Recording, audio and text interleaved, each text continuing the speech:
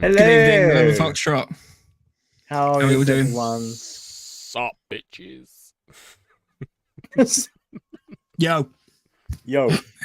Word to your mums. What is up? Hi, Marky Mark. Hi, Pegasus. Land of Challenge, Kenny. Tony, Silly Gilly. Hello, Silly. I haven't seen you in a while. Hello, Welcome, silly, welcome. you little gilly. Ironic that you couldn't see him. Yeah, didn't know you were there. Just Hi, Harry. Hi, James. Hi, John. How are you doing, gents? All right, Word. raring to go. Les says, oi, oi, nofo, mofo. Yeah, man. Whoop, whoop. The city All good, all good. Have we had lovely weeks so thus far? outdoorsman. Yes, hello, City Outdoors. Yes, week's not been too bad, thank you. How's yours? It's been very, very pleasant. Crap, Thank you very much. Kind regards. Andy's has been crap, so we won't ask you about that. Yeah. I don't like work. I enjoyed being a bum. Oh, work sucks balls, doesn't it? Hate work. Marky Mark says, Mike, are you trying to grow a tash? No, what I'm doing is I'm going with the front knot. That's what I'm working on. It's Call it a frot. little, yeah, the frot. Just want a little frot. No, not there. Jesus, no, I'm not having it there. Yeah. I'm going to have a little frot just there. Yeah. We've only been live, what, 2 minutes? It wasn't even 2 minutes. I'm literally just going to have a little knot right there under my top lip. Just like this, you see? Because that's not been done before. No. By Charlie done. Chaplin, of course. Yeah. Well, yeah. was Only done- one it nice was done. person has done it before. Yeah. We need You more see, nice. That's Some to people be fair, think that though, this stuff's we need more. scripted. It's definitely not. We need more nice people with moustaches like that, and then it will counteract the bad moustache vibe. Yeah. Look. But maybe You know? not Imagine Mike. if Gandhi There had one. is tendencies. You know, Gandhi had one. It'd be a different story, wouldn't it? Yeah. The shirt sites and the I'm camps. going to give Gandhi a little. Yeah, if Gandhi had one, it'd be all right, wouldn't it? You know, just saying. Or Mother Teresa. Mother Teresa, she could well have had one. If might she have had bleached one. it. Could have bleached it. Yeah, we'll never know. Don't they will call that a Brazilian? we? No, not in your top. James says, are you sure Wow. you want to do German at Frontline, Mike? Yeah. Hi, Barry Broadhurst. I don't think we've seen you before, Barry. Hello. Good evening, Barry. Yeah. Right. Yes. This isn't the show, Should we- by the way. For all the This people, isn't it. This isn't it. there's a couple of new names on there. This is not the show. No, let's, More things happen. Yeah, let's we kick it do off highbrow and roll stuff. into the news. Let's do some news. Let's do some Oh. news. I take my gun and I go pew pew pew pew. News. Welcome to the news segment of the show. I've been forced to do this against my will. Because I found a boring blue background, which is very 70s ITV. Or Thames Valley Television. Yes, Who remembers Thames Valley? Valley? Thames Valley. Wow. Yeah. Anyway, that can Jeff off. Let's get involved. Here we go. Let's get modern. Oh, apparently Barry is South Hearts Airsoft, but logged in wrong. Ah, Hi, Stuart as well. Ah. Stuart, Barry. join us. Ah, Barry's revealed his true self. Now we know your name. We know your name. Gents, what news have we got this week? I have news. I'll go first. You have New news. shop alert. Oh, yep. Well done. Started off well.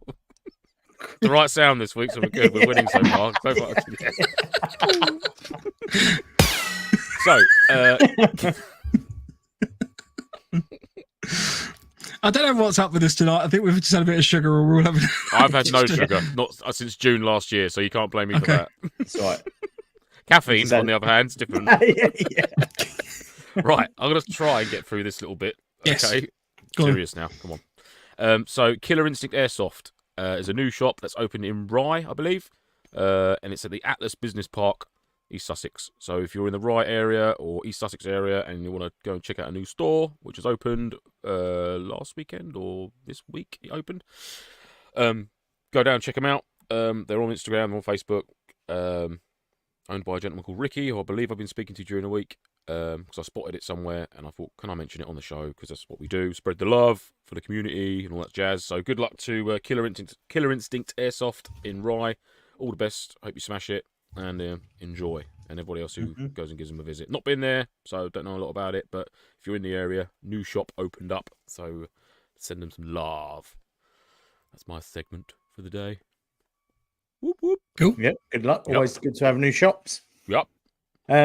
My segment is just reading off of Defiant Events website that they are doing a single day battle sim. Mm. Is that for based singles based to on attend raid. and potentially meet a partner? Or Well, no, it says single day. So I presume because it's not singles. That would be the worst way to meet people. Yeah. extreme speed dating, Our eyes met across a slightly foggy slightly. downstairs. Yeah. I lost an eye because he shot me through my eye pro. Yeah. As the smoke grenade cleared, our eyes went across a crowded room. I thought he was going to play the music then. Oh no, sorry. I've got to try and spread out the sound effects, otherwise we become too much of an entertainment show. Don't want to get it all out of the way early on. Yeah. Ooh. Oh, well, there you go. that was my news. Just a little Defiant Events. Spreading out to the battle doing a sim single type day. Yeah. things. Yep, nicely done, like that. I've got a little bit of a housekeeping update. So just a couple of things. Has anyone heard of CribGo? So it's CRIBGOGH. They are a company that makes sort of seemingly high-end tactical equipment. Yes. Just interested to see if anyone has any CribGo kit and see what you think of it, really. So if you do, just tap me up because I'd be interested to have a chat with you. However, I've never had any here's of another that little... kit. You're not? Oh, I've got no, another little bit of no. housekeeping. I've got another little bit of housekeeping. Please, can people stop Housekeeping. sending me the Crocs Warthog thing? I've had so many people contacting us. I know, but we've had so many people sending us pictures of the Croc Warthog or the AA10 or whatever it is. The like literally to the NoFo account. I've had 4 or 5 people send it to me personally. I don't know if you two have also sent it or had it sent to you. I've had it sent to me. Yeah, We're aware it exists. Stop sending it to us. Anything Croc related, I send it straight to Rage because I know he's got a penchant for Croc and Croc hate. I've just got to quickly bring up Silly Gilly's comment about getting the dating. He's chosen to call it soft dating, which I find awful. Oh, God. I find that awful and creepy and Yeah, soft it makes me dating does feel not dirty sound just good, saying does it.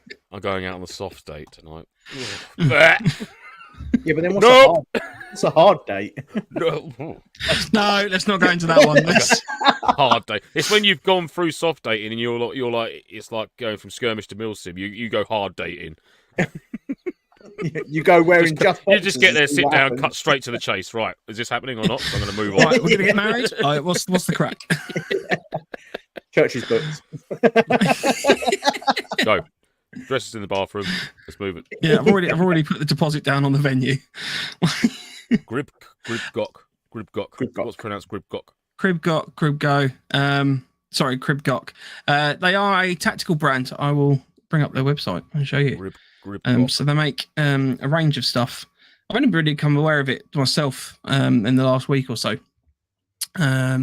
So apologies if I can't actually find stuff on their website, but they've got all sorts of bits and pieces that they do. So various plate carriers, bags and stuff like that.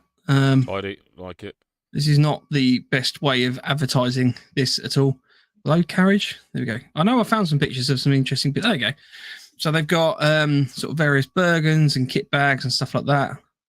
I'm looking forward to that. If you go up, the Hydro kit.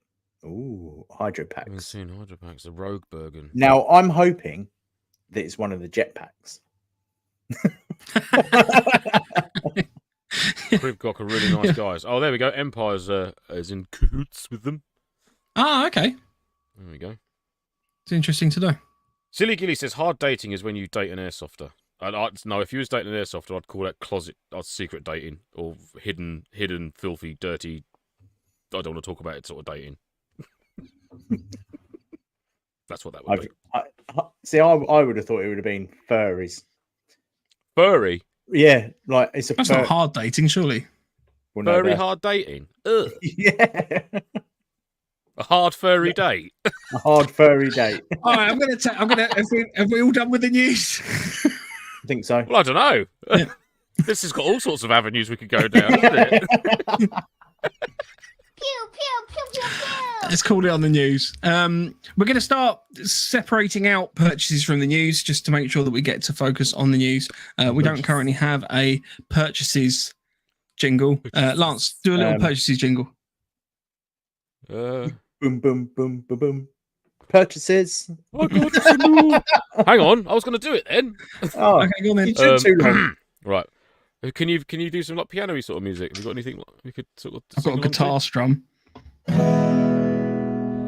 got some new purchases for Airsoft this week, and this is what they are. Do, do, do, do, do. Bit Dennis Waterman. Cool, that's great. Thank you. Right. So, who's got some new purchases this week? Nobody. After all that.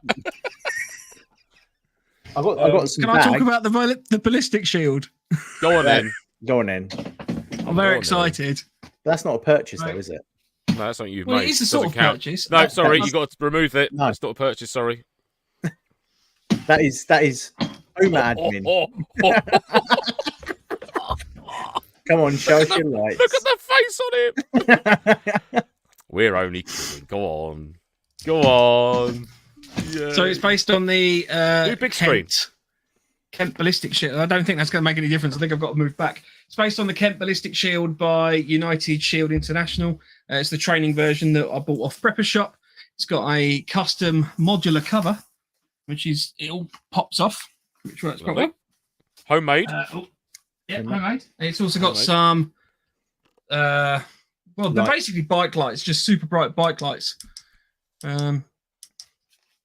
And yeah, basically, we're not necessarily planning to run this at events per se, but we'll probably have this at events just as a bit of branding and advertising. So if you want to come along and meet us, and we've got the Hold shield, my and- shield. you can touch our shield. Have a photo with the shield. That'd be cool. That's better. Let's say that instead, shall we? Anybody want to come and touch my shield? Yeah. behind my new gazebo at Rift. Shift your wrist. Come see me. Anyway, yeah. So that's exciting. So It's very well done, mate. Congratulations. Yeah, thank you. Thanks, Andy. that's all right. I thought, to be fair, I didn't realise that. I thought you'd done it yourself. I was like, you vain. No, you forget I have control as well over Give things. myself a fanfare. La, la, la. Right. What purchases do you have, Andy? None. I bought a bag. Oh, I thought you said you had something. Yeah, I only some stuff bags, but that's about it. Nothing really exciting. Oh. Nice. Always good, mate. Got to have them. Waterproofs. Yes. Cool. Right. Well, tonight's show, we are going to be talking about shelter systems. If anyone has seen the, I've forgotten the name of the channel. It's really awkward. The one where they talk about both semi-permissive and fully non-permissive environments. Spiritus Systems, their YouTube channel. They highly recommend go and have a look, watch those. Some of the kit they use is quite pricey. I'll just warn you. But it's worth watching. It get a lot of interesting tips. We're going to talk about probably. Well, we'll go through semi-permissive and non-permissive. I mean, for those that don't know, non-permissive is basically where you're in an actual combat area and you're camping in that combat area. You've got to keep your head down, basically nice and sort of stealthy. Semi-permissive is, you're not rocking up with a freaking family tent for 12. You're still in effectively a combat scenario or combat area where you could be at risk of assault. And then fully permissive is where you can effectively rock up with whatever you want. You're in a safe area. Throw a tent up. Yeah. I mean, the best way of likening it from my understanding is non-permissive is basically where you're like ahead of the front lines. You're in enemy territory. Hard and soft. Semi-permissive. Yeah, semi-permissive is where you're effectively like on the border. And then fully permissive is where you're sort of, out the back behind everybody. So there's not a lot of risk of engagement. So we'll talk about lightweight systems first. Probably talk about the non-permissive areas. So we're actually going to be, we've snuck into enemy territory and we're setting up an OP or an LUP. What are you guys bringing with you to establish some form of shelter? Well, you're going to go from your sort of baseline sort of thing first. I mean, would you consider like your poncho as a shelter. That's which what can be made into, that'd be my first one. that's like your first line of shelter or sheltering yourself. Whether that be a Gore-Tex jacket or a poncho or something like that. That would be your first go-to, especially if you're in an OP. You're not going to want to be setting up in proper tents and shit like that.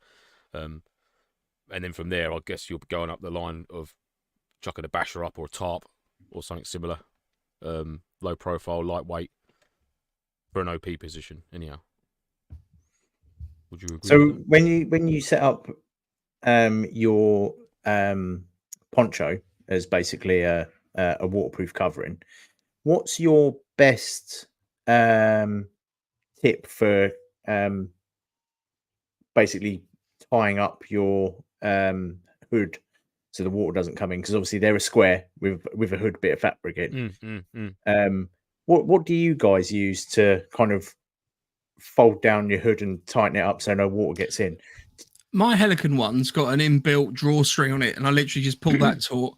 It's got a little cable stay, kind of cord stay, whatever you call, which just stops that from opening up again. I mean, there'll always be a little bit of a risk of water coming in because ultimately it's a hole in the middle of your shelter system. The other thing you could always just do is grab a little bit of tape and just stick it down. Like it's only temporary. Use the draw cords just to tie it up as best as you can. Do you know what I mean? You're going to be under. I mean, I wouldn't rely on that as a long-term shelter, but if you've got a downpour coming, it's going to keep you dry enough. Just avoid that little bit if you do get the odd drip in there. But it depends on how light you want to go or how concealed you want to be with it. I mean, with regards to like setting it up, what I sometimes do with the hood, which is quite a good method, is like pegging out the four corners. And if you've got overlying branches, like if you've got an into cover and the way of stringing it up is like if you've got it like a like a long strong grass sort of reedy grass sort of thing. If you grab a ball of that and stick it in the hood, you can just tie a bit of paracord around it, and it'll make like a ball inside the hood, and it'll act like a knuckle that you can just tie up, and it'll pull like up to a TP shape. I mean, you can do that on any shelter. Anyhow, you can grab a round sort of pebble and put that in there and just cinch it off with a bit of paracord, and you've got your main sort of centre ridge line then. But you can do that with a poncho hood, just as good, really good. Yeah, see, on mine, I use one of the, the elastic straps that have got the big ball at the end. The ones that you get sometimes free with tarp. Actually, I think we had some at We've the got them on them tarps from event. Phoenix. Yeah. I use one of them and I stretch it out. But what I do is I fold the hood in and then roll it down, so it makes its own ball basically. It almost like Ranger rolls itself. Yeah. Because you can just do that sit with in it under and put your head through the hole. Yeah. Just put it tight. Pull it tight around your face and just sit still. Not with the elastic. I can't see anything. So well, to be fair, I mean it. We're talking obviously being in a situation where you might have to move quite quickly or anything like that. You've got to bug out. There's potential that you aren't setting up a proper shelter. It might be that you are just, buddying up with somebody and you're both in your ponchos. Maybe you're sort of throwing something over the top of you, but it might just be a very temporary quick fix. And ultimately you can keep up against the back of a tree. If you just make sure that you're watertight, from the perspective of the weather and elements, and you've got, warm enough clothes on, you should be fine there. Get your little seat pad out. If you're that close to potentially getting a contact or getting observed or something by a force or whoever it is you're against, then it's got to be quick to put up and take down and quick to pack. So you don't want to be messing around with poles and bits and bobs like that. So if it is literally just a waterproof covering, a sheet, a tarp, a basher that you can literally just sling over yourself. If you're laying on your belt buckle, just keeping eyes on. There's nothing wrong with you just slinging that basher up over you, just to keep the worst of it off you. So bear that in mind. Yeah, I've got to admit, I've recently bought myself one of the Whoopee sleep mats for this reason. I got a set off Amazon for like 80 quid, which I thought was pretty good. Come with a poncho and the Whoopee liner. Nice. The liner is water resistant, so if you fold it if you fold it in half, it does actually stop a lot of the moisture coming up through the ground. Did a test over the last couple of days. Went and laid down in the back garden. Just sitting in the garden in the grass. Yeah, literally. It rained. I went, oh, okay. So I went out. but I need to get some of that Mylar stuff. Yeah, man. Got to make I couldn't believe how warm my bum got. A lot of people say that when they share a shelter with me. A lot of people have said that. Yeah. Yes, That's what I do. Lance does give you a warm bottom. South Hart's Airsoft recommended reusable cable ties. You can get these sorts of things. I literally just happen to have this on the desk. This is just basically a bit of dual-sided Velcro that attaches to itself. So it's effectively it's really terrible colour. So there you go. Things like that. So are there any other bits of kit that you'd consider as a shelter system if you're out and about? I mean, I know that we'll probably discount concealment for this particular bit. We're talking obviously shelter from the elements. I highly recommend taking a whoopee. Like when we did the Op Machiavellian event, the first one, and it was really cold. Like just having another layer that you could just throw across, and they're big enough that you can share them. So two guys can get under that if you need to, sharing body heat and stuff. So.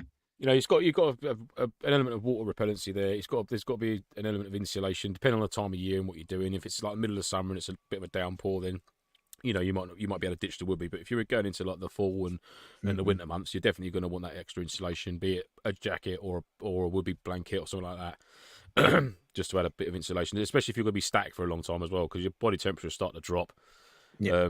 Where you're not moving, especially if you're in an OP, you're going to be staying so still. So the more insulation you can get, the absolute it'd be beneficial for you. Absolutely. No, I was about to go into hand warmers then, but it was sort of rushing away from shelters.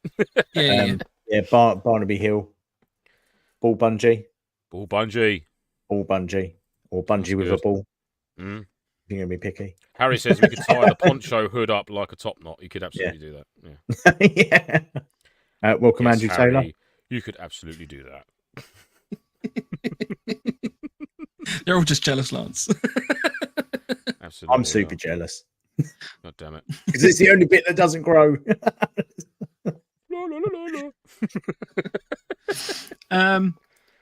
So in terms of any other kind of shelter bits and kit that you could take to umbrella, your bivvy bag. Yeah. Especially if you're prone, nothing wrong with just crawling. Even if you just literally took the bivvy bag, never mind your DOS bag. But if like I say, it's a Gore-Tex bivvy bag, nothing wrong with that. Hunkering down in that, especially if you're laying prone, just in an OP, keeping eyes on turbo low profile. Especially if you've got your whoopee, just wrap yourself up in your whoopee and just throw yourself in there. This is absolutely good to go. Little jungle blanket or anything like that, just to keep that extra element of insulation in that. But yeah, you can snuggle down in there. And it create that own little atmosphere within the bag sort of thing. It's not just like a sheet spread over you. We can get drafts and stuff coming underneath it. If you're in that Gore-Tex bag, it's going to have a windshield there, and it's going to be obviously waterproof to an extent, and it's going to retain that heat a little bit more. It depends on what sort of bivvy bag you get. I mean, you can get the emergency proper, like they're almost just like a bin liner. You need to be aware of rustles and noise that's kind of generated getting in and out of them, but ultimately, you have the capability that you can just jump into these emergency. I think they're green or orange. You can get different colours of them, but jump into one of those, and you've effectively, you're going to be sheltered from wet weather. Not necessarily the quickest thing to get out of if you are needing to suddenly go from static to dynamic positions. You're going to be there a little while. Like, hang on, let me get out of my bag. But then again, as well, when you say that, I mean, depending on where you are, any natural shelter. Yeah. Spruce limbs and stuff like that, where you can knock up a very low profile lean-to or something like that. You can just hunker down under, down trees that have left that big pit behind the root ball. You can get down in there and stick a tarp up in it, using the environment to your advantage. Absolutely. The classic is obviously the tree that's kind of a V shape that falls over, and then you've got the nice little kind of deflade. It's not a deflade, but I just like using that word between the two kind of main trunks that you can always throw a tarp over the top of. You don't need any guy lines or anything like that. It's just a quick drop off. So Drew says that the emergency bags only work if your OP is set up in a rubbish or fly tip. Or a human waste disposal place or something like that. So that's what Puts a leg and fucking half a lung next to you. Lovely. So cool. I think that's pretty much it then for shelter in terms of sort of non-permissive environments. So let's move on to semi-permissive. So we're talking, I mean, this is probably more attuned to most milsim style events I think that we've been to, in that there's a risk that your site is in the game zone and therefore accessible by any faction. It's kind of very rare that you're completely out of the game. So what sort of kit are we sort of bringing to that sort of style of shelter? I mean, for that, I mean, as well, it's like event dependent. I mean, if there's a chance that you're going to get bumped, but you're not going to have to then relocate, then you can sort of, within reason, sort of free reign, whether you're going to use like a little 2-man pop tent or something like that, or you know, you're just going to string a basher up. But I think it's how you arrange your setup as opposed to what you sort of use. I mean, because whether I'm sort of like in an OP, I'd always have a basher on me. But then if I'm back in a harbour area, you can afford to be a little bit higher off the ground, perhaps with the basher, give yourself a little bit more room underneath it, and sort of lay your kit out a bit better than just keeping it all compact in your bergen, ready to go. You can sort of spread out a little bit, you know, within reason. You're not just going to fucking have an admin grenade go off and just all your stuff's everywhere. But you can afford to have it sort of set up nicely. You know full well you're not going to have to, you know, break your basher down, move somewhere else, reset it up again because it's just a ball ache, you know what I mean? So I'd still probably use a basher. I might go with a Dutch Army, you know, something a bit more fixed, permanent sort of structure. In the tent world, more of a permanent structure, i.e. using poles, guying it out, pegging out a ground sheet and stuff like that, where it's more fixed for like a couple of days or at least 24 hours sort of thing that it's going to be set up for. But yeah. What about you? What about like a hooped bivvy? So now, obviously, you've. I don't know if you've got a hooped bivvy tent, Andy. I know you've got your sort of your smaller 1-man tent. So no, I've got my small 1-man tent, which is sort of like a bivvy in a way, but I haven't really used it for a while. For me, is that the OEX Jackal type one? Yeah, we was talking about in the chat the other week, weren't we? Yeah, I've been looking at them. They're good. They're very lightweight, and that would be somewhere that I would probably set that up because it's only got one pole. So literally all you have to do is and the pole breaks up only in 3 sections. So like literally pull it out and you can just roll it all up and just bung it straight into your bag. So if you did need to move, like you keep all your like obviously you take your main bag out, but like you can pretty much keep your sleeping bag in there and just stuff the whole lot into your bag. Yeah, nice.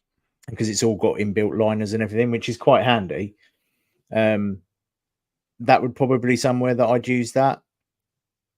But 90% of the time, it's so much more quicker just to throw up a basher with a couple of bit of guide ropes, which is one thing that's put me off of it a little bit.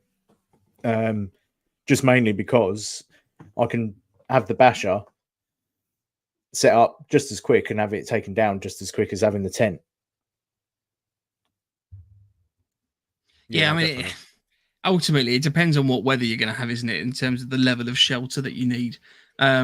You know, we've all been to events which have been proper nasty storm conditions. Be that at, you know, the Citadel, one of the AI 500 events where it was absolutely hammering it down, or out in the woods. Well, I think it was one of our events where Storm just Helen had a bit of an invitational, and then some absolute storm just rolled in. So I think it depends on like the level of rain that you're going to potentially encounter. Fundamentally, a basher is always going to be the most versatile bit of kit because you can have so many different configurations. You know, you can either have it freestanding with poles. You can adapt poles out of branches and sticks and bits and pieces like that. You can tie it to trees if you've got that capability. You can change the configurations around depending on the size of the basher. If you buy an oversized one, you can obviously fold it in half or, you know, have it different shapes and drop it off. So, you know, I mean, the old school British Army ones, I think about 2 by 1.8, something like that, 2.5 by 1.8. D&D DD tarps, sorry, I think they go up to 5 by 5, which is way overkill. You don't need one that big. No, exactly. I had a 4 by 4, and that was pretty large itself. Yeah. So the only time I use my 5 by 5 is on hammocks. So you can have I still use my normal size basher with a hammock anyhow. I'll just set it up as a diamond over it, and I've not really had any problems with it, like leaking or anything. But I mean, the other good thing with a basher, Like Tony said, you can just stuff it into a sack and forget about it. It's not going to be packed a certain way, but you can manipulate it a lot more than a tent. I mean, a tent, once it's made to go up a certain way, and that's the only way it can go up. I mean, sometimes they look a bit weird if you put them up wrong, but essentially that is, the pole goes through that sleeve, it goes through that sleeve, and then you peg it out, and there's your tent, and that's it. Whereas a basher, there's so many, like Mike said, there's so many configurations for it. If the weather does turn and it gets really crap, you can just cinch it in, make it nice and small, drop the poles down, peg it out even tighter, and literally have about that much gap between you and the floor, and stuff your Bergen at one end, and there's your windshield, and you're snug as a bug. I mean, I've been in a basher like sort of -6, -7 degrees. I've been out and it's been torrential rain and wind, and it's just absolutely. And the lower, obviously, you said it, the wind just skips off the top of it. I've never had a lot of pegs come out or worries or anything like that at all. Once they're set up, they're pucker hard. They're really good. That's your first line of defence for a shelter. I mean, to have a basher and a set of basher poles and your 6 pegs, and then having all your corners and your main ridgeline points with jungle knots. There's a absolute must for me. Absolute must. All my bashers have got jungle knot in now. All done, all of them. Well, we'll talk about jungle knots at the end, because I'd had a whole accessories section planned that we can talk about for shelters and stuff. So. Yeah, I know. I like fun. One thing I would mention with bashers as well is, one of the biggest issues with weather coming in is ultimately how high people have their bashers set. Don't be afraid that you don't have to use the full basher pole. The number of people that kind of you see go out and they've got the extendable ones, hands, but they use the full height of the pole. Fundamentally, you only really need enough shelter just to keep that tarp kind of just to top of your body. Again, the Spiritus video makes quite a good point about drones and thermal surveillance and stuff nowadays, which obviously if you're heating up or you're in contact with that basher sheet that's over the top of you, you're going to make a much more prevalent IR target for seeing that. But you only really need like 500 mil. Like generally, most people are not that big when they're laying flat on the ground. So if you've got it 500, 600 mil off the ground, it's going to be very, very low profile. You might have to shimmy in or whatever. I mean, you can always extend it and then shimmy in and then lower it back down again, as long as you've got some sort of tensioning system that you can adjust. Yeah. Which is the only thing I have found for bungees. Now, I know we don't like bungees. I get that. I like bungees. It's Lance that doesn't like bungees. No, I agree. Bungees are quite dangerous because they do pop off and then you run the risk of it going in your face. But when I've done the kind of the adjustable shelter setup, because you've got that bit of elastic, you can lower it down and you don't have to then retension your peg point. There are other ways of doing it. You can have like a little tie off and then you just sort of tighten it up with the knot. But yeah, things like that are pretty cool. So you can get some proper low profile. And then again, if you manage to get in a deflade, you can get that cover in there as well. So you're even lower to the ground to the point of, maybe even you've taken a little shovel and dig a little shell scrape or something like that. Shell scrape. You can pretty much be flat to the ground. Yeah. Only thing with that though is if you are gonna dig a shell scrape, just make sure that you leave a drainage point. I was just gonna say because I have seen it hasn't happened to me. It happened to me at a reenactment one where we dug like a full blown foxhole and we didn't realise that it was below the water table. So when it rained, even though we had a tarp over it, the water came up. But just make sure that you have some way of water getting out. Good tip. I like it. Yeah. So do your scraping. And then just do a quick scrape on one side, downhill. So any water that goes in there is not going to sit in there. I have seen it. I have seen it before. People have walked out in the middle of the night and gone, "I'm soaking wet." Oops. Well, I mean, fundamentally, and this is an important point, with any shelter setup, assess where you're going to be placing your shelter. Don't just rock up and go, "Oh, there's a nice looking space," and then just plonk it there where all the grass is really lush and the ground's a little bit boggy, because guarantee you that's the bit that's going to stay wet the longest. Yeah, absolutely. So consider drainage. If you're on a bit of a hill, maybe consider digging a little scrape just around, so any water that comes down the hill diverts around your tent or your shelter or whatever you've got set up. There's a whole plethora of things that you consider. One thing I did actually see recently is someone used a bottle of water, and they sit the bottle of water on the campsite location to sort of try and gauge how flat the site is, almost as like a little spirit level. I don't know how practical that is, in my opinion. I just lie on the ground. One location. I just look I just at go the floor. Yeah, that's at a bit of a slant. I'll sleep with my head up the top. I mean, it hasn't got to be that precise, you know. No, exactly.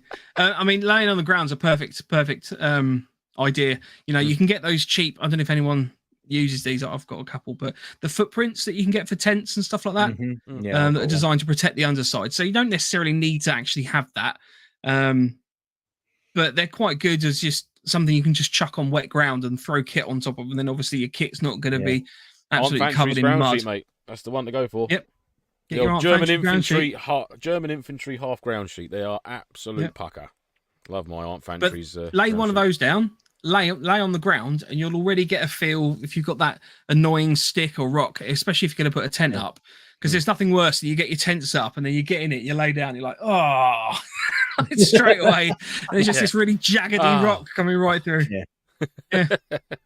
Unless you're into that sort of thing. Because that site's full of flint, isn't it? Apocalypse is full of flint everywhere. Exactly. And it's just like, and Tudman, when they go, oh yeah, you can keep in the car park, and you're like, well, it's a car park.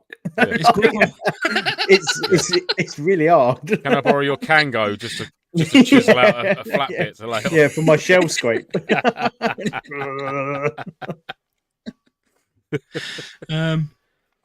So yeah, we obviously talked about bashers again. I mean, in terms of bivvies, I would probably class bivvies as more of a, especially the hooped ones, because I wanted to talk about your hoop one, Lance, because I know that people have been emulating. Drew says I'm sewing up a bivvy similar to yours, but with tweaks. Just waiting for the second Gore-Tex bag to arrive. A bit wider because I'm a fat fuck, and a bit taller. I think a lot of people are a bit taller than me, mate. So I'll let you have that one, sir. Yeah. Yeah, no, cool. He's going to have a TV in his. I've used it a couple of times, to be fair, as it's intended to be used. I've still not done my storm shield to go over the head bit, and a lot of people have said, "Oh, well, you should have put it upside down," but I wanted that big head bit as like the admin area, if you like. So I will add to that. But it's worked pucker. It's worked absolutely brilliantly, and I haven't had any water come in through the zip bit either, which has been good. And I've used it in wet weather, not severe, but like a continued downpour. And I've had no water come in there. So whether it's just luck or the way the water's run off, or whether the winds has assisted and blown it off the side, because it is treated as well, so water does bead really well on it. But I mean, the main thing with that is making sure it stays rigid, because I'm sure if it was like a bit slack and like the bivvy bag or the Gore-Tex was just laying on your DOS bag, I think eventually water would penetrate over time. You know, it's quite an old bit of kit, so you know, maintain your waterproofing as and when you need to. But yeah, no, I'm well impressed with it. It's a really good. And like I say, I won't use it as a single point shelter all the time, but it's nice to have that option that I can if I wanted to. Like I said, for an OP, if you're just in your Gore-Tex bag, I could set that up, put the poles out, and it is literally like Blackbeard said, you know, sort of knee height, 500 mil, whatever you want to call it, from the ground, and I've got that nice square opening. I can lay in there, got my kit in there. I can get a couple of bits down the side of me, put my Bergen in front of it, and just keep the windshield off. Or obviously, if you're observing, you're not going to have anything in front of you, but you can just lay there, and it is that nice little bit of comfort from a very minimal bit of kit, you know, which is good. Always helps. See you later, Andrew. Got the dash. Child number 3 has just finished rugby training. Good stuff. Love a bit of rugby. Fair play, mate. Take care. I apologise. I know I'm sitting here looking like I'm not paying attention. I just wanted to talk about a bivvy bag that I bought a while ago. It's just a little bit of a learning point for other people. So this is the Miltech 3-layer sleeping bag cover. So it's not called a bivvy bag.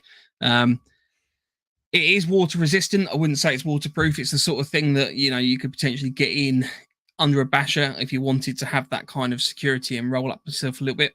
For me, I'm quite a large guy. It's not necessarily the biggest. So if you bear in mind that you probably want to get in that with your sleeping pad, if you've got sort of a sleeping bag, anything like that that's quite bulky, you know, you're already filling that quite quickly. But if you are going to look at any sort of system which you do potentially completely enclose yourself in, I highly recommend trying one out before you do, because there is a very, very high risk of claustrophobia with these. I don't class myself particularly claustrophobic, but I've been in this before, and when it's shut, it is very constrictive in terms of air and everything like that. If you're looking to get something like this, I highly suggest that you can buy mosquito mesh. Sorry, I've gone to the... Where is it? There we go. You can get insect mesh. And then what I haven't actually done it to this because I ended up buying another one, but my plan was to sew the insect mesh on with a zip just around that top, so you have the capability that you can sort of fold that top down or create that kind of open but semi-sealed space around your head to kind of give you that ventilation but allow you to be enclosed. So buggy areas and things like that, never kind of underestimate how nice it is to not have insects get to your face while you're asleep. Yeah, basically. So if you're looking at anything like that, the only other system I've ever really used for a bivvy bag is the Ratnik bivvy, which is the little hooped one. There was an absolutely brilliant photo on Wild Camping Scotland's Facebook group where someone had bought a tent off Temu, and it was this little children's tent that they'd literally just popped on their head, and then they're just laying there with their head in this tiny tent. That is effectively what a hooped bivvy is. It just holds that bivvy bag off the top of your face, and kind of gives you that capability. Just a little bit more room, but just have a think about, if you are a bit larger, have a think about, just making sure you're comfortable in it and you can kind of rock around and that sort of stuff. Because a lot of these systems are designed for tiny people. Tiny little people. Tiny little people. Southhurst saying there's nothing but a bit of comfort is sleeping underneath a 4x4. Absolutely, mate. Yep, good stuff. Especially if you've got a little bit of a lift kit put on there and you've got that added bit of headroom. You don't want to be sitting up bolt upright in the dead of night and just whacking your head on the transmission or something. Like, dong! Bell housing to the nose. Like, shit! So although saying that, Andy, was it me and you talking about that 4x4? Because you at one point you were going to get it for your van. Was it you who was going to get it for your van? The hammock off the bull bar. Oh no, I was going to get it for you to fit on the front of your. We were talking about it. It was awesome. It's these two arms that fold into the bull bar on the front, and you can unclick them, and you can literally just clip a hammock across the front of your truck. I'm just like, that's fucking brilliant. That is absolutely. And then we looked at it, and it was like £700. It's like £1 million. Wasn't it? Yeah. I'm saying not just to sleep in a hammock on the front of my car when there's 2 trees for free there. Nope. The one that I'm looking at getting is the Snug Pack Stratosphere. It's their version of a Hoops bivvy bag, and it's got really good reviews. And I'm using this the waterproof bivvy bag from Snug Pack at the moment, and they say it's made out of exactly the same material. They've just given you a hoop bit over the top. So I'm thinking I might get one of those and give one of those a go. Because they're the same. Nice. They're the same. They're slightly cheaper now than what your Russian one is. Yeah, well, there's a slight issue with the whole Russian one in that there was a war that all of a sudden kicked off, and then everyone. I don't know if anyone's been on eBay and looked up Russian kit, but it's all Ukraine trophies, and I'm not 100% convinced that it all is. I think that potentially people are just like, oh, this is a really good way of selling Russian kit. But yeah, good shout, actually. I've got some bits. I've got some 1940s Russian pouches, but I don't think they're going to be. I won't class them as trophies or anything, no. Nice for bushcraft, though. There we go. Nice kindling pouches. So this is the one that I'm looking at the moment. Yeah, I definitely didn't pay that for my Ratnik bivvy at the time. No. Whereas now, Simon, a bloke in the woods, is a big advocate for that, mate. He uses that on a lot of his bike packing treks and stuff like that. He does. Yeah, because it's the weight ratio as well. Like what you get from it, a lot of bang for as well. Yeah, literally that is just as good as having a basher. I'll be back. Well, it's almost poncho roll size, isn't it? Do you know what I mean? You could get that into a poncho roll. Oh, that's not massive, is it? No, not at all. Not at all. Where's Mike gone? Is he gone? I think he said he needs to go for a poo. Oh, So He's having a poo. I don't know why he needs to broadcast that to everyone, but he's Oh. there you go. There he is. Oh, he's back. Sorry, I was just grabbing my Ratnik bivvy. So this is the Ratnik bivvy. Oh, sorry, I thought he was going for a poo. No. Yeah, just mid-show. Just thought I'd have a little drop off. I need a boat. Sorry, got to go and snap one off. Back in a sec. So this is the Ratnik bivvy. It comes with 2 very, very light poles. It only needs 2 pegs to peg it out. You don't need to peg it out, but they run the risk of not having enough air in where your head is. And this also does come with a warning that if you seal yourself inside, if you seal yourself inside, there is a risk of suffocation because it is the waterproofing on it and everything like that is apparently quite dangerous if you get in the wrong end and then you seal yourself in. So gotta love the Russians. Yeah, we'll make it waterproof. It'll be 100% waterproof. It's for our submarine guys. Guaranteed. you could dive down and see Titanic with this thing. And absolutely. Yeah. I mean, I've only ever used that with a basher over the top so far. I've not really kind of got it proper wet. The reason being is that when you're opening it up, so Lance, if you can just move yourself to one side for a second. Yep, that's it. So yours you sort of crawl in through the top. So obviously everything inside that effective tunnel is going to be dry, whereas the Ratnik one opens up effectively the entire length. Yeah, mine does. Almost like a clamshell. No, I know yours does as well, but you have the capability of going in just through the end, don't you? Oh yeah, baby. And whilst yours also opens up, you put your zip along the base, haven't you? So you don't actually have to. I set mine so it's off the ground though, so you can. Yeah, but you don't have to. Tiny. There we go. No, you're not tiny. You're fine. No, I had a window open on my screen. Why am I tiny? You don't have to open up the entire thing to get in there, basically. No, not at all. Whereas with the Ratnik one, you do. So just consider that. But again, try these things because they are potentially quite claustrophobic if you are someone that doesn't like sitting in a cupboard. Yeah. See that there? I've the got one thing a good amount of space in it from my top of my nose to the ceiling of the bivvy bag. It's got a nice airy sort of feel to it, and you can see there. The Ratnik one has a little mesh thing that you can hang your phone in, so you can sit there and watch something on your phone if you want to. The only thing, however, this is something I worked out a little quite viewing quickly. window so people could identify you. when you're suffocated. That's him. Well, no, it has got that. It's got a little hide screen that you can open up. One thing I would suggest is that if you are going to get something like this as well, get a sleeping bag that opens on the same side as the bivvy bag or whatever like that you are zipping yourself into, because I haven't done that. So I have to get in my sleeping bag and then zip up the bivvy bag from the other side. And trust me, I ain't getting out of that quickly.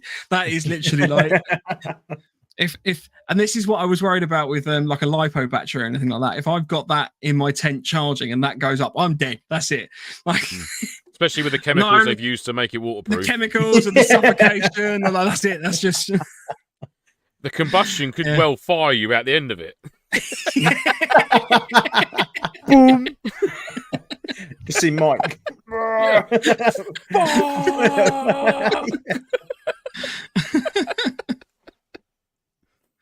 Oh dear. I would like to see right, that. we've got quite a few questions. There was a couple of people that jumped in a little bit late as well. So hi Andrew, hi Drew, and someone else. I think Ryan. Rage, oh yeah, sorry Rage guys. Late. Rage was late. Ryan was late. So accepted. hello everyone. Right. South Hart said hopefully gents can make it to the charity game in July. Yep, we're looking Fingers into crossed. it. Hopefully we can get it all sorted. I haven't actually spoken to these two about it properly yet, but no, it was mentioned. Wasn't it? It has been mentioned.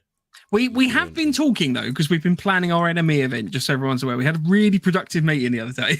Oh, it went really well. I was surprised. It was just how a well huge surprise for us. You'd be very proud. Everyone would be very proud of us if they could have heard what we spoke about. Yeah. But then we let everyone down before the show. Yeah. Did we? Kenny says Brixmas. I think it might be Brick Tack, perhaps. Used hooped bivvy bags as LUP to photograph Russian exercises. Brixmas. I might be reading that wrong. I don't know. I apologise, Kenny. Yeah, Brixmas. Brixmas. Is that like Christmas in Brixton? Brixmas. Don't know. Marky Mark says, I love my one-man tent. Can be chucked up in minutes. No guidelines needed. Blackbeard says the ideal height for a basher is knee height. Yes, absolutely, sir. Ryan says Mike has an issue of popping off and getting it on his face. Thank you. Wow. Whoa. There's a reveal. Drew says we're just learning that Lance likes to bash one out. You should know. You should have known that from long ago. Andrew Taylor, all my tents get stuffed, never rolled or folded. Rich joined as well. Evening, gents from Manchester. Drinking, so I ain't watching tonight. Let you off. This once. Midweek drinking on a school night. But he is he is in the north, so drinking would be required. Well, yeah, they have that for breakfast, don't they? What do you want on your cereal, Stella? Skull. Heineken and Cocoa Pops, lovely. Yeah. Newcastle Brown. Yeah, Newcastle Browns. Drew says for stage 3 of camping is under the water table, Love Catterick, TRG area. No.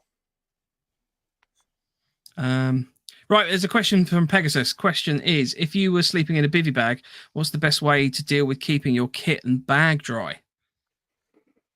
Well, you make sure you use stuff sacks, bag liners, and then if the Bergen gets wet, then the Bergen gets wet. You can get bash bag over covers. the top works.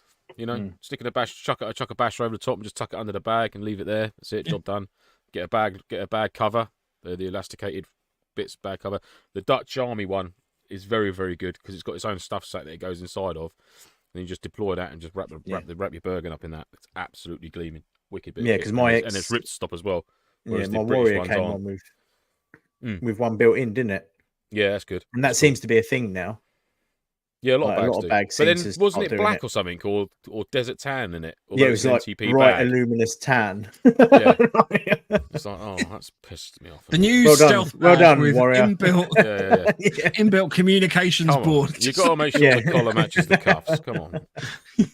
I suppose you could do it yourself. I suppose if you got some waterproof fabric, you could send your Bergen off to Mission Tailors. And you could do like a little bottom pouch for you, have it all sewn in so it just goes over the top. Or more so, he could probably stitch up like an actual size for your bag, just like a cover that just drops on and you could just peg down the corner. Or wax your Bergen. Yeah. I'm surprised you haven't waxed your Bergen yet. I'm not sure if I'm allowed to. Because Les said, don't you dare spray that Bergen, because I know what you're like. Because it voids the warranty on it. And I was like, surely it doesn't void the warranty on it. It can't do. I might have to phone up JJ and say, hey, lads. lads, listen. It's incredibly clean, this bag. Rubble sack over the top. Exactly, mate. Yeah. Rubble sack over the top. Whatever works. Defo. 100%. Yeah. Oh, sorry. Oh, that's all right. This is the problem with two people in charge of the thing. It gets confusing. Rubble sack over the top. Ryan also asks, if you're using a hooped bivvy, are you just using that as cover from the rain or putting a basher over the top of the bivvy? So that depends. To me, see, I've run both.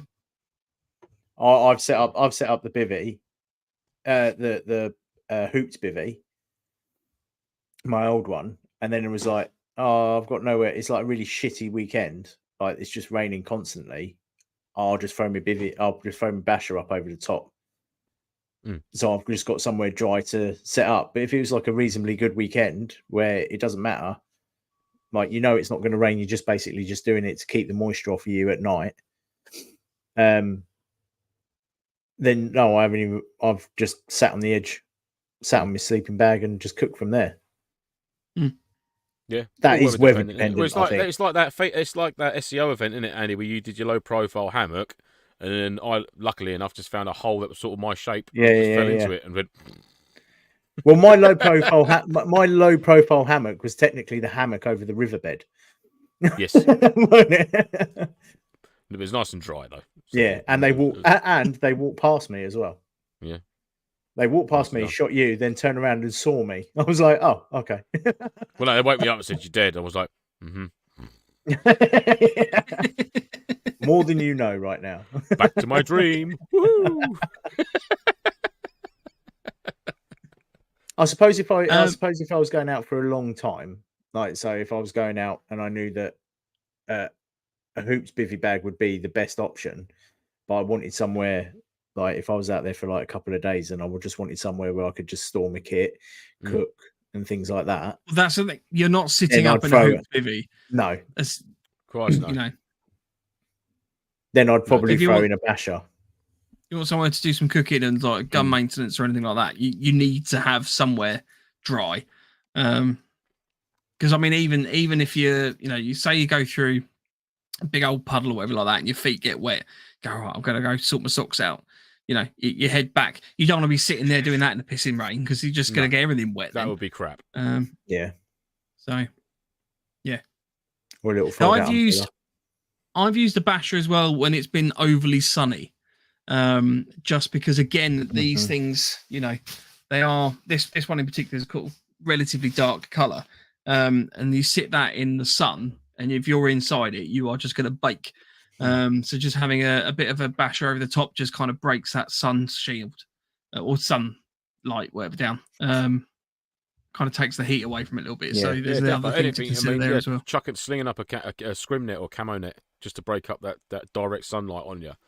That's the word, direct sunlight, not whatever I said. I think you said three things then. Yeah. Just kept talking until you guys seemed to nod. Solar flares and sun. Yeah. Solar, IR, UV. Yeah. Drew says do a search for kit individual protection for a great ground sheet / tarp. That's the little emergency. Oh, I've got one of them. Plastic wrap kit. Yeah. Have you taken yours out? Not use it. I've opened it and a little look around, but I didn't want to damage it too much, so I've put it back in as careful. No, I've got one in the car. Terry's fault. He told me to get one. He's like, get one of them. And I think mine's stamped 1987 or something like that. And I think it's designed to waterproof a trench system or something like that. If you've dug a foxhole or something like that, it's the whole roof enclosure and that, and how to make it all up, and it comes with the poles and stuff. It's very cool. I might try and do it one day because it's no point in just sitting here not getting used. It needs to be used and made filthy. Like the rest of my fucking kit. I'm looking at a plate carrier at the moment that's relatively new, and I'm just like, I'm gonna have to go and bury it for a week or something. Need to spray it. Yeah, or like that. No. Well, I had the three sort of like Cry knockoff. They're not like the 6 mag carrying pouches. They're just 3 across the front. But they've got like the flap that's like an angle to the front of it, a bit like the Cries. It's I don't know, APC. Was it Cry? What? I can't think of it anyhow. Doesn't matter. It's another acronym. I don't know. Yeah, they think they were brand new for about a minute and a half, and then I found a can of matte brown camo paint. I was like, just a little bit, just a little bit there. I was like, that looks better now. It looks like the rest of it. That's better. You never know. Chris also raises about the kip sheets. They were for trench covers. Yes. So yeah, it's cool. It's cool. All instructions and all that in there. Yeah, it does look fun. And then Rage says bivvy tents are awesome, lightweight setup as long as you don't mind the size. I found them really claustrophobic personally, so I prefer just a basher. Absolute way to go. Okay. So this whole frontline OP shelter, harbour area shelter, relaxation shelter, weekend, whatever you want to call it, you can only have one to do all 3 things. What are you going for? I'm going to go with the basher because that's the most versatile. I think we've said that so many times on this show anyway. Like, ultimately, if you're going to be hiding in a bush at any point, you're not going to be sitting there putting a whole tent up, are you? Like, the bivvy bag's great, but you're going to be that one really fucking annoying person who's setting their bivvy bag up and everyone else is just like, oh, I'm going to... Yeah. What? Yeah, you can't go wrong with a basher. Yeah. Like, worst case scenario, you just throw the basher over you and just tie a lifting hoop so it's not sitting on top of you. Mm-hmm. Like, shove yourself into a bush, wrap yourself up in the bivvy bag, in the basher, and your whoopee blanket, job done. Like, you're not going to be. I mean, if you've got 4 people, you just get 4 people to just hold like the sit on the corner, and then you can form a little like box just with that. Like they are literally just a sheet, and it just you can just do all sorts of things. Yeah, a sheet with just handy tie-up points and that. Yeah. And that's exactly it. So that's all literally all I'd have all the time. Awesome. Rage says Basher. Drew says Basher. Rage says Basher. Basher. Chris says Basher. Rage says Basher. Pegasus says Poncho and Liner. Poncho and Liner, eh? Fair play, mate. So each their own. Whatever you prefer. Yeah. But for me, yeah, Basher or Poncho, they're very, very similar things, I think. But one's got a hood and one hasn't. I think they're the same size as well. And they also Poncho slightly smaller than a Basher. Poncho's ever so slightly smaller, but not by much. No, I was going to say. Or you buy a Basher and cut a hole in it and then get someone to make you a hood and then you've got a Basher Poncho. A Boncho. A Boncho. Mission Tailors, if you're listening, that's your next one. Yeah. Boncho. Would you do it in the middle? The thing is, though, if you could... Just cranking them out. Would you have to put the hood in the middle? Or would you have it more to one side so it's more of a caped that you could probably button up? Because a poncho sits over you, then it's like the hood's in the center. Whereas I'm thinking if you had a hood installed to like one of the right long sections of a Basher, so you still had that little bit down your front, more of a bib, but you had the hood there on the side. So if you did want to put up a shelter, it's not you're not compromising the main. Yeah, I mean, I guess to me it depends on whether you're carrying a Bergen or not, because there'll be situations where you are, and similarly when you're not, and you don't want to have, this cape thrumming out behind you because, remember, darling, no capes. Yeah, but it would cover the Bergen nicely. You can still cinch it in. Yeah, but only if you've got a Bergen on. If you don't have a Bergen on, you just have this bit of... Yeah, but you still bring it in around you, like Batman. You can just mysteriously look over the top of it like this. So a standard poncho is 150 centimeters by 205 centimeters is a standard poncho size. Yeah, so it's not far off a standard Basher, because I think they're like... Basher's 180 by 2 something or other, isn't it? Hang on. If you get a we all came well prepared. We're all Googling it. Google. So the standard size for the British Forces spec is 257 by 214 centimeters. There we go. So 2.5 by 2.25 ish. So there isn't that much of a difference. Kim Fraser. Oh, Mother Fraser. Mother Fraser, thank you for your band-aids. Oh, hello, Mother Fraser. Thank you for the bandages. I don't think I've ever heard my mum use the phrase lads either, so that's cool. Lads. Right, we've obviously talked about ponchos and Bashers and everything like that. Let's talk about... She's going to be on good behaviour now. He's going to be like... Yeah. You're going to have to rein in the C-bombs, Mike. Come on now. Right, so hang on. Let me just go through that again, because crazy. Drew's asking.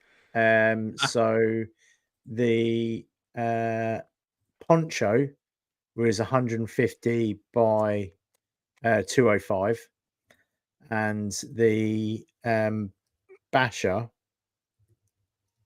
size is, bear me, I just got to bring it back up again, 257 by 214.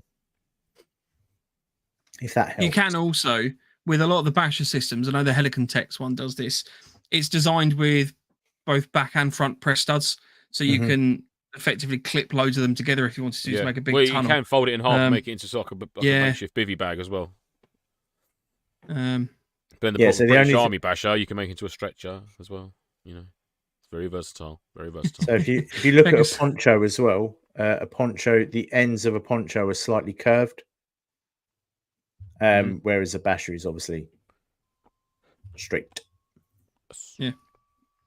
So Pegasus has been watching the same videos as I have. So Kifaru, in case anyone's aware, is a company based in the US. I actually contacted them today to find out if they had any distributors. The nearest one to the UK is apparently Australia, which I couldn't work out because I'm pretty certain we're closer to the America, US. Yeah, it'd be easy to get into. Although we have Phil. Yeah. Well, you might get a phone call. Folder Phil, we need to get in touch. Come on now. Where is Folder Phil? but Anyhow? I don't think his alarm's gone off. Yeah, he's Oh, normally he up might by be late now. for work. Oh, yeah. But they make quite a nice looking whoopee as well that I'm quite keen to try, as well as some other bits and pieces. So if you are interested, go and check out Kafaru.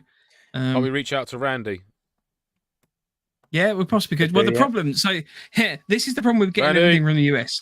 Ultimately, shipping for I mean, I had a backpack delivered from the US, and I ended up paying sort of circa £100 for shipping, and then there was also £100 import duty.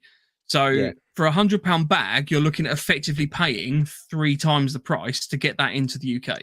I'm going to America in September. So with an empty suitcase. That's the better way of doing it, because it's probably cheaper. Don't even go with a suitcase. Buy it out there. Just fly with a carry-on backpack, mate, and buy your luggage out there and fill that motherfucker up. Because you can get a cheap suitcase. It's only got to last for one journey. No, get yourself one of the deployment bags. As well. Is it the 5 something or other? Oh, the 5.11. Yeah, what's it called? 511. I know which one you mean. You know the one. It's like a huge double zip top, big chest thing, wheels. Get one of them out there for about $40. I mean, even the British Army ones. You could put 2 British Army ones in a backpack. I know. See, because I'm going over sensibly. I've bought a suitcase, and I'm slowly collecting a load of British DPM stuff. And then I'm going to go to an army surplus store and say, "Look what I've got," and open it up, and it will shine green. Put some little LEDs in there, and see their little faces go, "Ooh, British DPM." And I'll be like, the digicam that's hanging up in there, they'd just be like all shriveled and oh no, it's a better camo pattern than us in the world. That's my plan. You'll find the one surplus shop that's got some links to the UK, and they've just imported a whole shipping container full of it. Actually, when you do go, I'll take you. I've got a care package for you for Randy that you could get to him whilst you're out there, if possible, somehow. Probably just post it. Yeah, man. And with all the extra space as well that would be taken up by giving Lance's care package away, you can get some Kafaru stuff for us. That'd be good, isn't it? There's a plan. I'll be like, Charlotte, your wife is going to love us. Yeah, I know we're going on a 3-week holiday, but we're spending 90% of it in army surplus shops. Yeah, absolutely, yes. It's genuinely military surplus shops in the US are so much better. Just don't mention that you airsoft, because so many of them hate airsofters because of the whole walting thing. Sorry, I know we're massively deviating off topic here, but just be very careful. I think we've done rather well to stay on topic for as long as we have. I think we have as well. To be fair, it's been a full hour. Yeah. So we did actually, on that note, because I'm conscious of time, let's talk about tents and that kind of more robust setup. They go up and you sleep in them. Right, back to American. For me, I'm not going to spend too long because I've already ranted about this long enough on previous shows. I really love the USMC Diamond brand Eureka tent, 2-man tent. It's got a reversible rain fly. That is awesome. Woodland DPM, and then like a sand tan color. It's got a blackout fly, so you can get a nice proper night's sleep in the morning or whatever. It's very dark in there. It's just a good little tent. The only other one I would possibly recommend is a D&V Banshee 300. It is not camouflaged, and for the life of me, Vango, I have contacted them about this. They won't make a camouflage tent. They love green, be it bright green, dark green, but they love that kind of green color. So again, mission tailors, if you want to make some money, you can make a little cover that goes over a Vango Banshee. But they are good little backpacking tents. Only weigh like a kilo, 1.7 kilos. You're right, Lance. Yeah, you frozen. Yeah, it's just you frozen in a very poignant pose. Andy's muted. It's going well.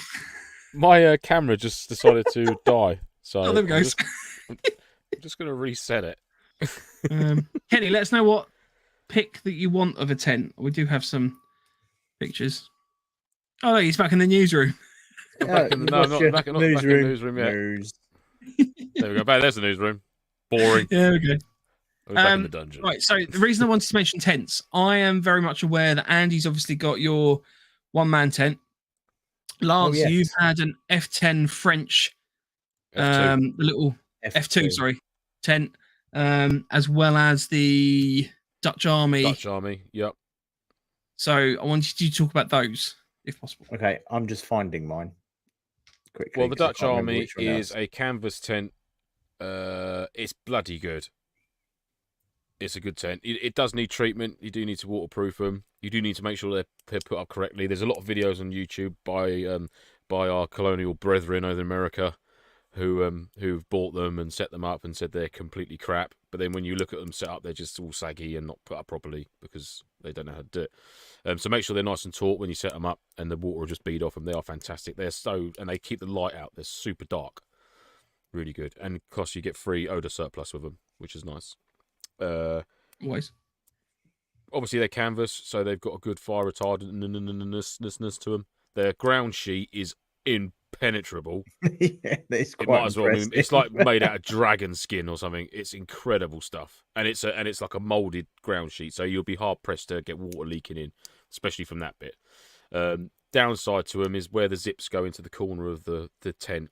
Sometimes you might have to put a little bit of duct tape there. There's an ever so tiny, like a little 4 mil hole square that's left that water could sometimes get into. But if you could put a little bit of duct tape there, or even a bit of silicone, just to seal that up, good as gold. But they are fabulous. They're a Dutch Army tent, and they're relatively cheap at the minute, sort of between sub £50 for one of them, in good condition as well. So I highly recommend a Dutch Army tent. I did have a NATO F2, which I recently sold because I've got a lot of stuff which I'm not going to use, so I've moved it on.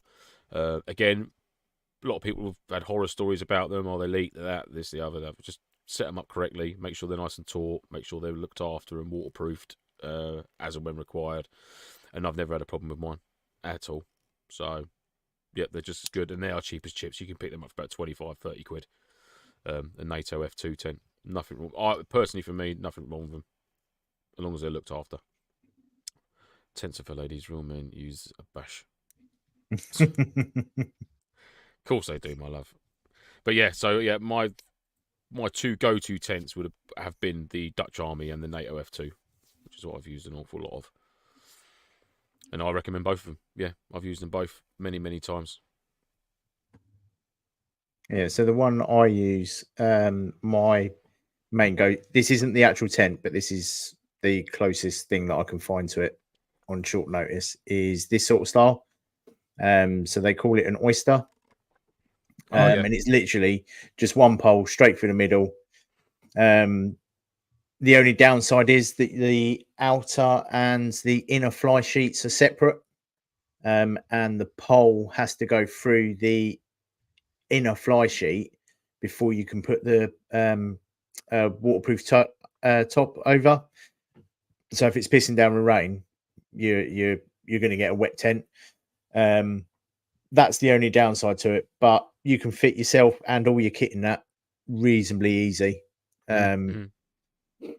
So I had it at a couple of events now, and it worked really well because it is oyster shaped. If you get the wind direction right, you don't even know that it's blowing. It's a proper good strong little tent, and it's just one pole, really lightweight.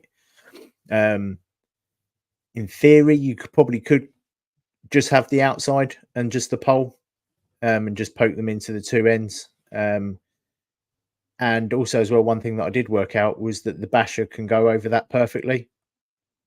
So you can put your basher over it and it pegs down on either side, and then you can give yourself a bit of an awning if you wanted. But there's more than enough room for you to just sit in there and just cook in the doorway.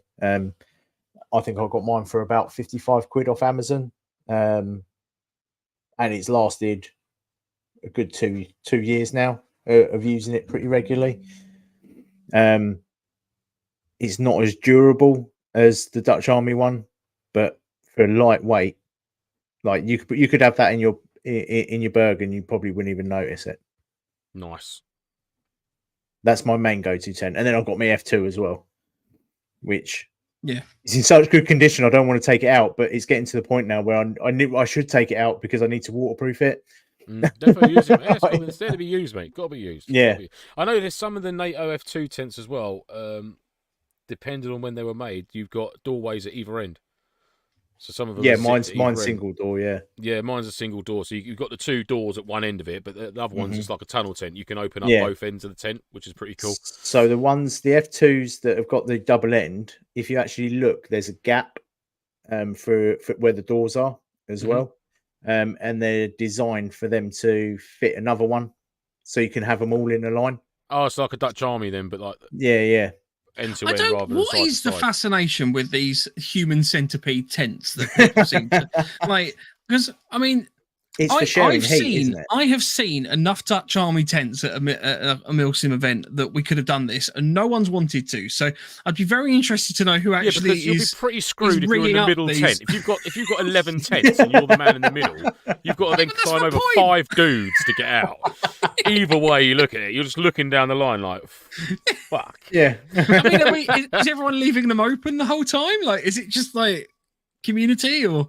Because the best way I've seen it done was with you and Kettles, Lance, at APOC, where you had like you set the 2 of them up and then you threw a basher between them, so it wasn't just a case of like they were zipped together. And so that we had like a meter and a half space in the middle between the 2 tents, and we had a big sort of tarp basher over the top. So we had like a communal area. We could like get the jet balls going and just sort of lay on the side out of the tents. And it was nice. Yeah, like that. We used to do that with the. Yeah. Oh, could you imagine? Awful. We did that with a couple of F2 tents. There was 3 of us, and we literally put the basher as a sort of diamond. Yeah. Hooked it onto the middle one, hooked it onto the others, and then just kind of got one basher pole holding it out, and with a guide rope, and you had like a nice little sit down communal area. Nice. Yeah. See that's fine. That makes sense. Zipping them all together to make some weird tunnel, I just don't get it. But just maybe a that's weird just tunnel me. of people. Yeah. Nice. Kenny asked for a photo of the USMC. Hi Phil. Good lad. We're worried we weren't going to get to work. This is the USMC Diamond Brand tent for Kenny. He was asking the question. So annoyingly, I took a really good photo of this in comparison to an MTP or MC basher, which is on my Instagram. And annoyingly, I can't get that on. So if anyone specifically wants to see that, it is on my Instagram. I just love the fact that it's M81. I love it. Yes. I love M81. Where's that one of you Mike climbing out of it in the morning? Or is it just I don't have that hand, funnily enough. Yeah. I do. Literally looks like the turtle from the Never-Ending Story. Yeah. But these have got I'm going to ignore you. These have got a double entrance, so literally they've got like a little vestibule area on the front kind of main, but the back as well you can open up. It's all fly meshed as well on the inside, and it's freestanding. So literally, once you've constructed that tent, you can pick it up and move it about if you want to.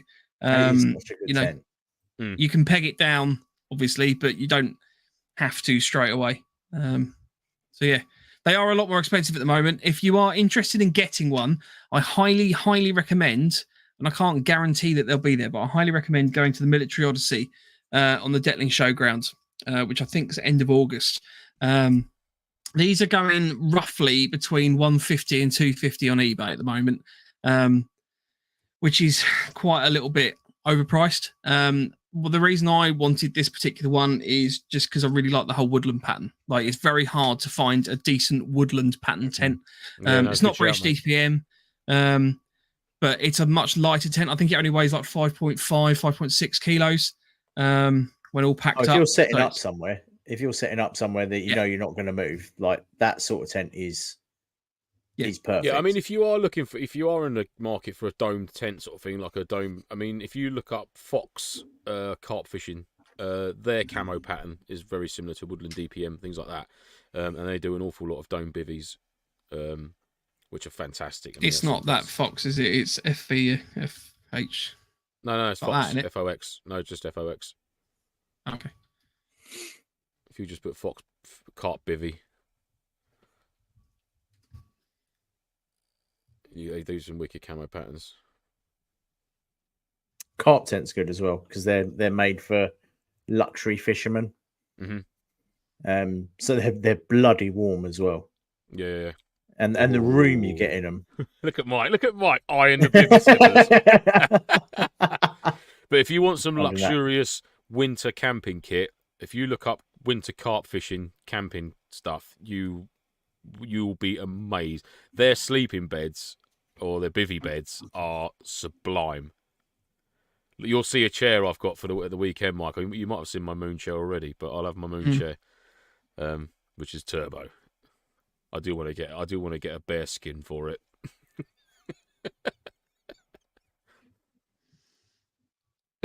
No, there's another one of your head out. Hang on, what's happening? This isn't. Oh, yeah. Thank you. What's happening here? I couldn't see. I moved away. That's cheesed off. That's proper cheesed off. I want to talk about accessories as well quickly. I'm conscious of the time. Accessories. So we've obviously talked about jungle knots. For the layman, what is a jungle knot? It's just a quick way of erecting or unerecting a tent. It saves you using guy lines, saves you using bungees. It's permanently fixed to the top.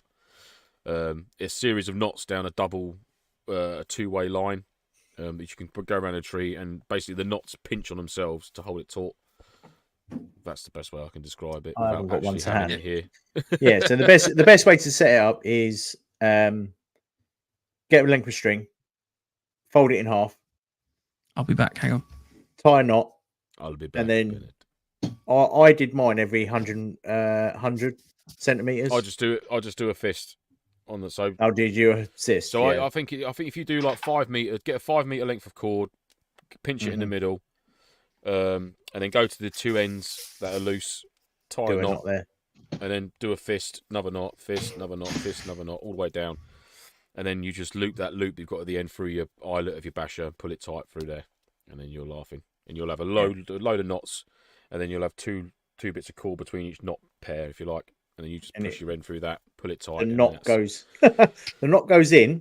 It does, absolutely. The stronger you pull it, the stronger the knot. The two bits of string. I'll do that. Clamp the knot, so the knot can't go through. What I wanted to, I made a load of these. They you are. Got some in there. They are the fucking nuts, mate. Yeah, I made some of these. So these are, they're not the lightest. You could probably make these lighter by not having all the plastic on there as well. But I saw some of these. It's actually Les had bought some of these online, and they are literally just lightweight little mesh bags that you just stick all your jungle knots in. So that can hang off the corners where you've got the cord in there. You know, it keeps it nice and tidy. So when you're trying to pack it away, you don't end up with just cord just getting caught in bits and pieces like that. So, yeah, and you can. I mean, I made quite a lot of them, but they're not overly expensive to make. If anyone's interested, it's literally just a little pouch made out of some mesh. So nicely done. I've got some Andy, bootlaces. you're on mute, mate. Do you want me to The do ones a turbo? that you gave me. Sorry, and then Lance can do a live jungle knot session. Oh, there we go. With The ones that you gave me, the bags, they can fit a meter length of jungle knots in there. If you use the HD, that I can't remember the name of the product. That super thin cord, not the comms cord, because that doesn't have enough tension. Because you know I like cord now. Don't be an arse. It does. How tight do you want it? But you can fit 5 meters of jungle knots with the other one. See, I've got mine quite strong, but you only really need a meter. Yeah, you don't need 5 meters. It's not like you. That's ridiculous. 5 meters that way, 5 meters that way. 5 meters. He's camping in the desert, and he's got to go from one oasis to the other. Right, quick jungle knots. Right, come on. Demo. Yep. Oh, make him big. Make him big. There's your. I'm making big. So you've got a no, length. that's you. Right, so there you go. So you got your length of cord. Get your two ends, which you've burnt with a little lighter to stop them fraying already. Bring them together like that. Yes. Tie that off. So you've got a nice I don't have any like lift music. I'll have to get some lift music. You've got a nice little tidy knot there, so that is now a loop. Now what I usually do at this point is I put that bit there through the eyelet of my basher, and then thread that through and pull that. So that is now tied off, yeah? Happy? So once you've done that, oh, hang on, all through there like that. To get your lengths of your knots, is I literally just put the knot above my hand, hold that there like that. Lift your hands up, Lance. We can't see what you're doing. Sorry. I'm literally just tying that in the knot. Make sure you hold on to where it is, where it's marked up. There we go. Pull that nice and tight. So there's one. Same again. Move your hand along. Tie that in a knot. Sorry for people listening back. I'm just currently tying knots in pieces in a piece of string. It is. It's laborious. It's a labour of love. Yeah. But if you're at an event with Ryan has a bit of a knack of just literally picking up cord and doing them. So just selling Ryan services there. He'll probably be willing to help you for, So you'll essentially end up with that. So you'll have knots like that. So basically what you'll do then is you'll go around your tree. Actually, I need to go back one. You won't get the benefit. So you've gone round your tree, let's say is... Put it round your arm. Round my cup, which is just here. That we can't see. The top of it there. Which we can't see. So you're going to go around your cup. Hang on, let me just put that in place and then pull that tight. And then what we'll do is once that's in place like that, I don't know if I can get that to bite. It's around a cup, which is ridiculous. But anyhow, these bite down on each other. So they're not going through there. Bites against the other knot. So that's going to be nice and tight like that. So that's your tree, like that. And there's your two knots. There you go. Your jungle knots. That's tied off to your back. Ta-da! Drew just said, "Can you now build Tracy Island?" I need some yogurt pots and toilet rolls, and I'll be good to go for next week. For those non-UK listeners, it's a program called Blue Peter where they made Tracy Island out of paper mache and glue. And, yes, Thunderbirds. Oh, you've got it up. Yeah, I got that up. So I will. This is the. Oh, sorry, hang on. Where's it gone? There we go. This is the comparison of the USMC tent. So the image on the top there, USMC tent on the right hand side against the MC Basher, and then the bottom image. And these are completely unedited, but the bottom image is literally just panned to the right, just to give you an idea of how far away it's already providing that level of camouflage. That tent. So M81's just a really nice pattern, personally. I love M81. I'm going to upset a lot of people, but I prefer M81 over British DPM. Shut your face. Don't be so ridiculous. The edges are too rounded. It needs some sharpness to it. If it was a bit sharper, I'll tell you what, if it was the DPM pattern, but the M81 colour, or M65 colour, whatever it is, yeah, that would be pretty cool. That would be French. Cool. The French did that. Did they? Yeah. It's called the DP81. Why? Because they didn't know what to do, so they went, right, well, there's two countries that are currently in wars. They're both using woodland. We'll mash the two together. Voila. I'm not doing it. Right, other accessories very quickly are pegs. If you don't definitely need to use pegs, there's a number of other ways that you can tie off rope. Highly recommend getting yourself. I use two different types of pegs. So I've got a super lightweight setup of sort of backpacking tent pegs, and then those are sort of mine aren't the screwing ones, but these are proper hard ground anchors are. I just use these for regardless. I have 6 of these with my basher, 6 of them whatever. These are mustard. I love them, and they're cheap as chips. You can get 20 for like £9. eBay, Amazon. Yeah. Some of them you can get that's got like little impact gun bits. You can actually wind that into rock. They're a bit extreme though. But yeah, NGT tent pegs. They are absolute magic. These are what that Fox carp stuff I said about. This is what comes with the Fox, but they're their own Fox ones. But this is the same style of peg you get with a Fox bivvy.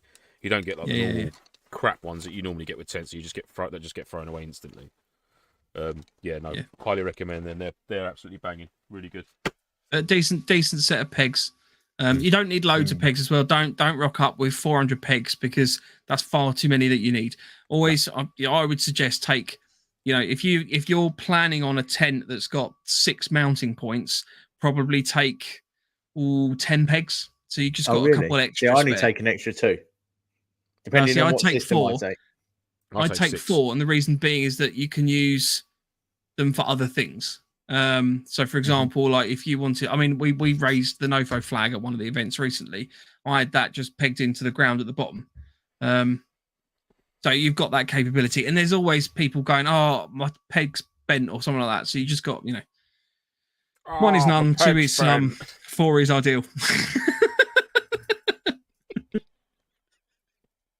Right, is there anything else that we have missed out? Lighting. Do you guys have any specific lighting just for your tent or your basher setup? Like, do you have anything that you've bought purposely to hang on, like inside, so you're not having to use your weapon torch or your head torch or anything at all? So you always know that you've got a torch in your tent. I just use my head torch, unless it's a civvy camp. Then I've got a little sort of like. But I've got actually Fox again. I'm not sponsored by Fox carp fishing accessories, by the way. But Fox do a wicked bivvy light, which my best mate Dan got me for my birthday a few years back. It's got a little magnetic plate that goes on the outside, and you can put the bivvy light on the inside of the material. And it's actually got red on it as well, so you can actually have a red aspect on it as well, which is very cool. But Fox bivvy light, they're very good. And it's got a hook as well, so you can hook it up on stuff. Highly recommend one of them. But that's just for when I'm fishing in that. But for like mill sims or whatnot, just use a head torch, man. I else have a to little lose torch. otherwise, isn't it? Like a Perrin 2 by Olight, Especially if you get a magnetic one, you can magnetise to beds and shit. I've got a little torch that I call my lipstick light. It's the one that you in my presence ever again.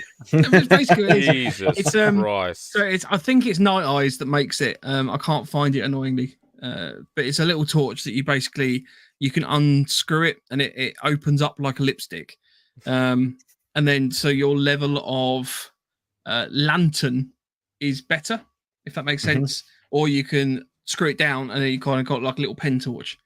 So they're quite good, but I don't generally tend to use anything other than the head torch mostly. Got it in my jean pocket all the time. Pew-pew.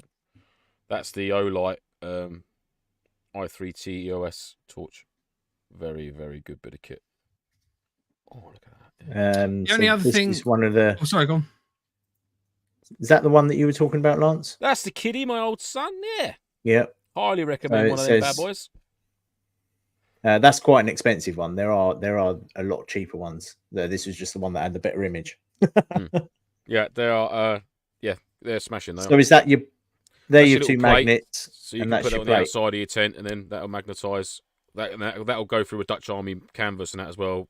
That's like proper solid, really solid. But the Dutch Army tent, you've got metal poles on the inside anyhow, so you can just clip it to them. Just remember it's there. Before taken down. Yeah, absolutely. The only other thing I wanted to mention is the Night Eyes cable tensioner. So if you haven't come across these before, it's called the Cam Jam.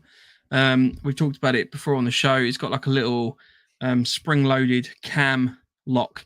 So if you need to tension paracord or anything like that, whatever reason your jungle knots aren't working or something like that, you want to create a nice proper tension line, you can throw that on there. It's almost like a little carabiner.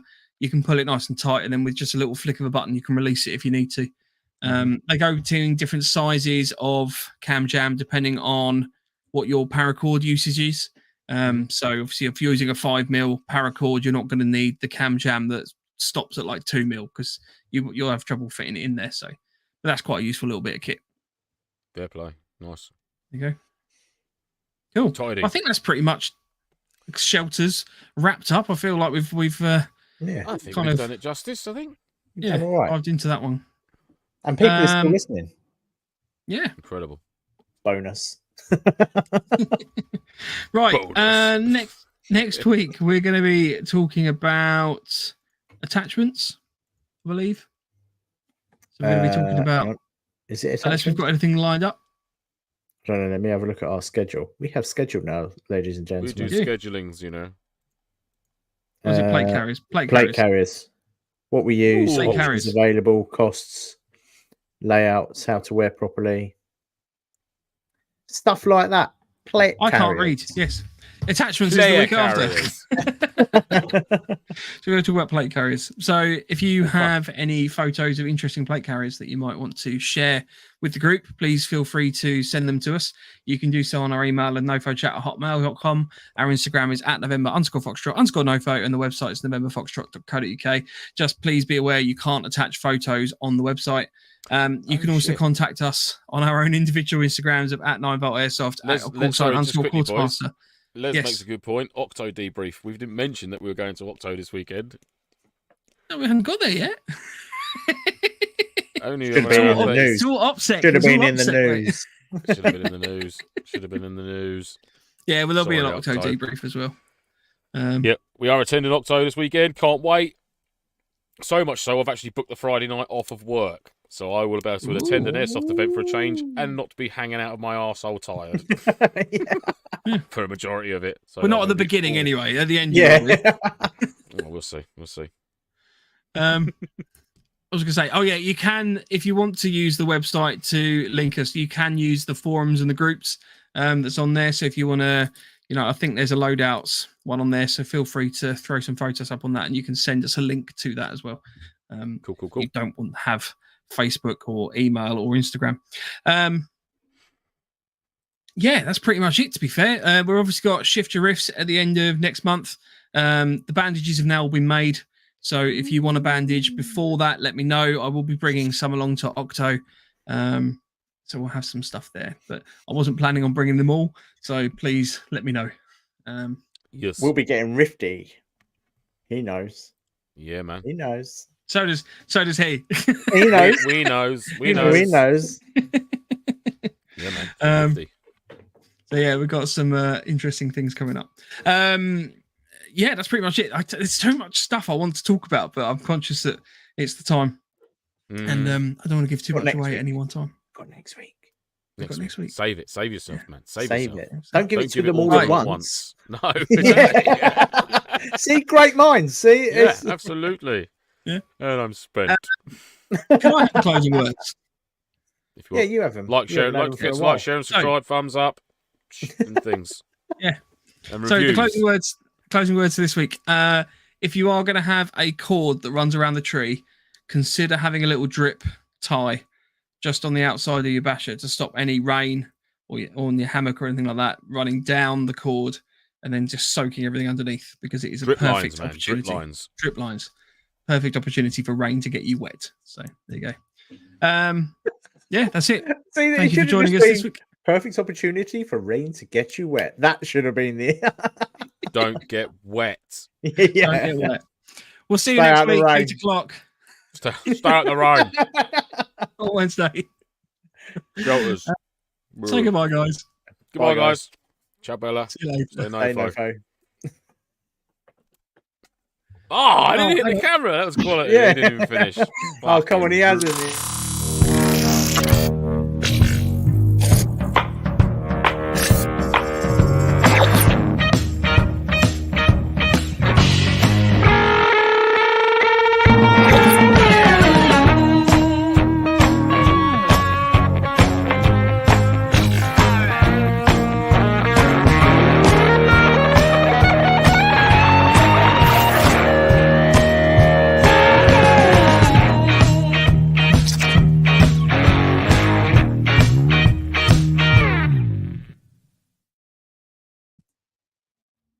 Drip lines.